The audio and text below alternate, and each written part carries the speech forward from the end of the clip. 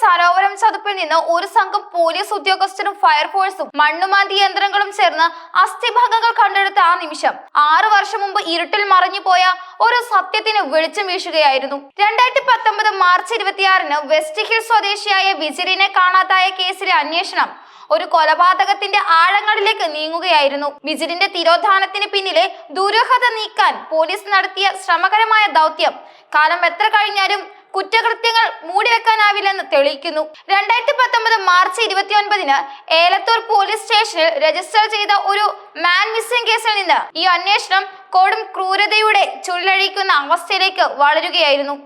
2019 March 24-ന് രാവിലെയാണ് vigil വീട്ടിൽ നിന്നിറങ്ങിയത്. അമ്മയോട് ഇപ്പോൾ തന്നെ വരാമെന്ന് പറഞ്ഞാണ് അവൻ സാധാരണ ധരിക്കുന്ന വേഷത്തിൽ ബൈക്കുമായി യാത്ര തിരിച്ചത്. ഒരു സുഹൃത്തിന്റെ ഫോൺ കോൾ വന്നതാണ് വിജിലിനെ വീട്ടിൽ നിന്ന് പുറത്തേക്ക് നയിച്ചത്. ആ സമയം ആർക്കും ഒരു സംശയവും തോന്നിയില്ല.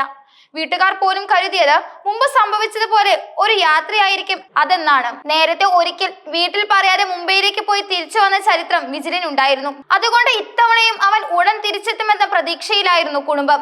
എന്നാൽ സമയം കടന്നുപോയപ്പോൾ അവരുടെ പ്രതീക്ഷകൾ ആശങ്കകൾക്ക് വഴിമാറി. രാത്രിയോടെ വിജിലിന്റെ ഫോൺ സ്വിച്ച് ഓഫ് ആയതോടെ വീട്ടുകാരുടെ നെഞ്ചിരിപ്പ് കൂടി. 3 ദിവസങ്ങൾ കഴിഞ്ഞിട്ട് മകനെ കുറിച്ച് യാതൊരു വിവരവും ലഭിക്കാതായതോടെ പതിവ് പരാതിയുമായി ഏലത്തൂർ സ്റ്റേഷനിലെത്തി. അങ്ങനെയാണ് പോലീസ് അന്വേഷണം ആരംഭിച്ചത്. അപ്രതീക്ഷിതമായ ഈ തിരോധാനത്തിന് പിന്നിൽ ഒളിഞ്ഞുകിടന്നത് മയക്കുമരുന്നിന്റെയും കൊടും ക്രൂരതയുടെയും കഥയായിരുന്നു. വിജിലിന്റെ സുഹൃത്തുക്കളായ നിഖിലിനും രഞ്ജിത്തിനും ദീപേഷിനും ഒപ്പം സരോവരത്തെത്തിയ വിജിൽ അവിടെ വെച്ച് ബ്രൗൺ ഷുഗർ ഉപയോഗിച്ചു.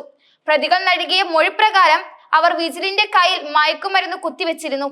അധികം വൈകാതെ വിജിൽ കുഴഞ്ഞു വീണു. ലഹരി വിടുമ്പോൾ അവൻ എഴുന്നേറ്റ് പോകുമെന്ന് കരുതി മൂവരും സ്ഥലം വിട്ടു. പിറ്റേന്ന് തിരികെ എത്തിയപ്പോഴാണ് മരിച്ചു കിടക്കുന്ന വിജിലിനെയാണ് അവർ കണ്ടത്.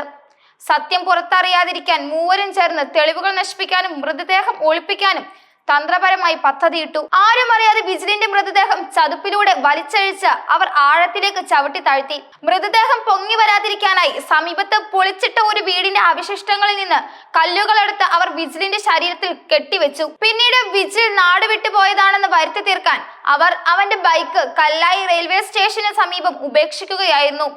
ഈ മാൻ മിസ്സിംഗ് കേസിന്റെ അന്വേഷണം സാവധാനമാണ് മുന്നോട്ട് പോയത്. പരാതി രജിസ്റ്റർ ചെയ്ത അധികം വൈകാതെ കോവിഡ് നിയന്ത്രണങ്ങൾ വന്നതോടെ അന്വേഷണത്തിൽ വലിയ പുരോഗതി ഉണ്ടായില്ല.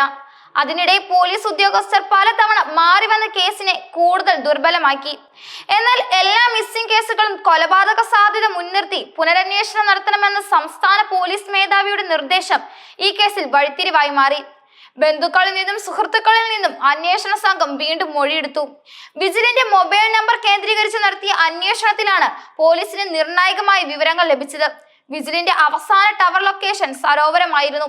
അതേസമയം അവന്റെ സുഹൃത്തുക്കളായ നിഖിലും രഞ്ജിത്തും ദീപേഷും ആ പ്രദേശത്ത് ഉണ്ടായിരുന്നെന്നും ടവർ ലൊക്കേഷൻ പരിശോധനയിൽ കണ്ടെത്തി. തുടർന്ന് നിഖിലിനെയും ദീപേഷിനെയും വീണ്ടും ചോദ്യം ചെയ്തതോടെ അവർക്ക് സത്യം തുറന്നു പറയേണ്ടി വന്നു. വിജിലിനെ കുഴിച്ചു മൂടിയെന്നും പിന്നീട് 8 മാസങ്ങൾക്ക് ശേഷം മൃതദേഹം പുറത്തെടുത്ത് അസ്ഥികൾ ശേഖരിച്ച് വരക്കൽ കടപ്പുറത്ത് വെച്ച് ശേഷക്രിയകൾ ചെയ്തിരുന്നു എന്നതായും അവർ പോലീസിനോട് സമ്മതിച്ചു.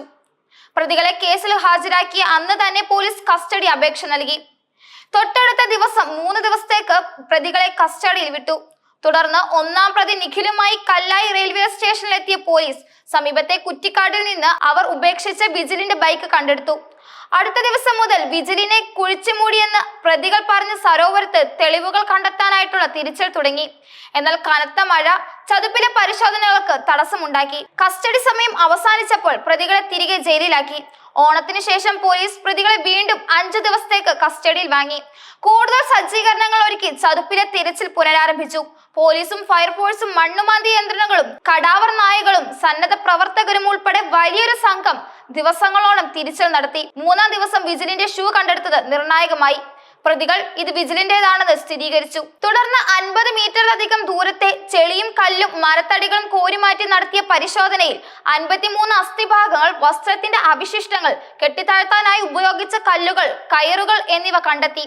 വിജിലിനെ കുഴിച്ചു മൂടിയെന്ന 1-ാം പ്രതി നിഖിലും 3-ാം പ്രതി ദീപേഷും പോലീസിന് കാണിച്ചു കൊടുത്ത സ്ഥലത്തിന് തൊട്ടടുത്തായാണ് ഇവയെല്ലാം കണ്ടെടുത്തത്. ഇപ്പോൾ കണ്ടെത്തിയ അസ്ഥിഭാഗങ്ങൾ വിജിലിന്റേത് തന്നെയാണെന്ന് ശാസ്ത്രീയമായി ഉറപ്പിക്കുകയാണ് അടുത്ത ഘട്ടം. അതിനായി അസ്ഥിഭാഗങ്ങൾ ഇൻക്വസ്റ്റിനും ഫോറൻസിക് പരിശോധനയ്ക്കും ശേഷം കോഴിക്കോട് മെഡിക്കൽ കോളേജ് ആശുപത്രിയിലേക്ക് മാറ്റി. കേസിൽ രണ്ടാം പ്രതിയായ രഞ്ജിത്തിനായി പോലീസ് അന്വേഷണം തുടരുകയാണ്. ഒരു സാധാരണ തിരോധാന കേസ് കൊലപാതകമായി മാറിയ ഈ ദുരൂഹ സംഭവം സത്യം എത്ര ആഴത്തിൽ കുഴിച്ചു മൂടിയാലും അത് ഒരു നാൾ പുറത്തു വരുമെന്ന യാഥാർത്ഥ്യത്തെയാണ് ഓർമ്മിപ്പിക്കുന്നത്.